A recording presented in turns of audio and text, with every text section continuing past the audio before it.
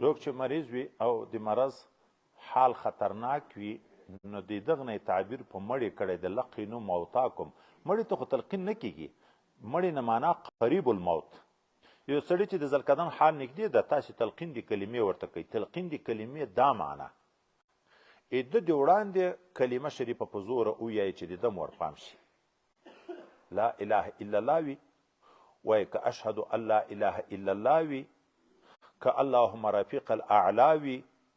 هر هغه الفاظ چې دلالت په وحدت دانیت الله تعالی باندې کوي، د عقیده د اسلام باندې کوي، داسې کلمات ورته ووایه چې د ده دغه ته ورپام شي.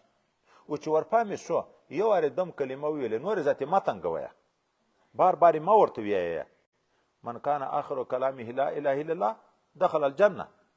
پرېږدئ خو ګورې په تلقین کې به داسې نه ورته چې دا وویایه کلمه وویایه.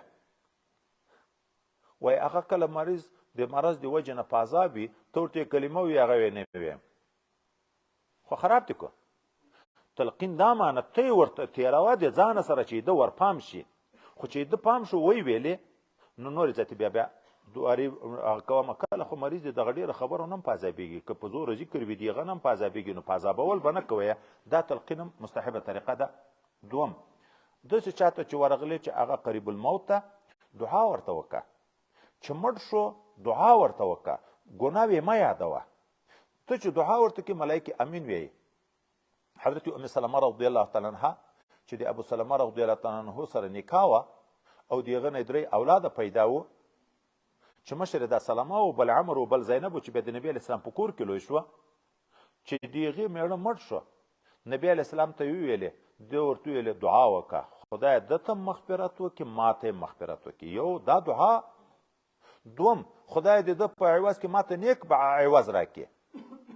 وایي الله تعالی هغه دعا په برکت د ابو سلمه رضی الله تعالی عنه په ځای ما ته نکاح د حضرت پیغمبر علیه الصلاة والسلام سره نصیب کړه. نو دعا هم ورته کوي قریب الموت ته، که مړ شو دعا پسې کوي. ساعت مه بیانوئ، ملایکې دې تاسې په دعا امین وي.